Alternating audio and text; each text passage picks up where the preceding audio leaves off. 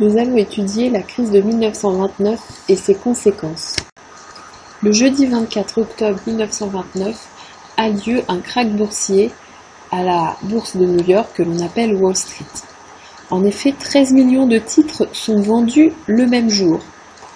Dans ce mouvement de panique, les actions chutent et la plupart des actionnaires sont ruinés.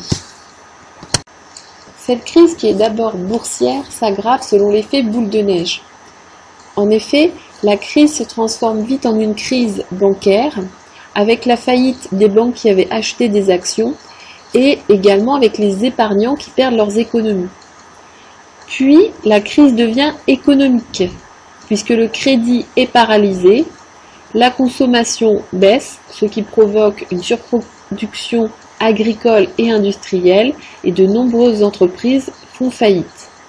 D'où une crise sociale, avec le surendettement de la plupart des entreprises et des ménages, une explosion du chômage. On compte ainsi en 1932 12 millions de chômeurs aux États-Unis, et toutes les catégories sociales sont touchées. Évidemment, la crise sociale alimente la crise économique, ce qui fait qu'on n'arrive pas à résoudre la crise. Quelles sont les solutions envisagées pour résoudre cette crise? Alors, le gouvernement au pouvoir propose dans un premier temps ce que l'on appelle le laisser-faire. Hoover, le président de l'époque, déclare d'ailleurs « do nothing ». En économie, on appelle cela le darwinisme économique.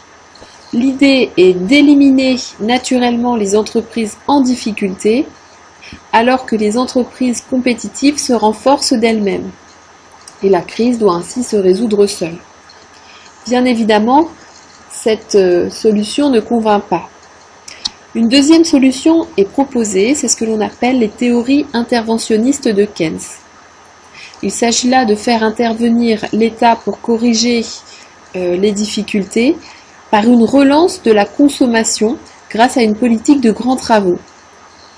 L'État va aussi favoriser l'augmentation du pouvoir d'achat pour inciter les ménages à consommer.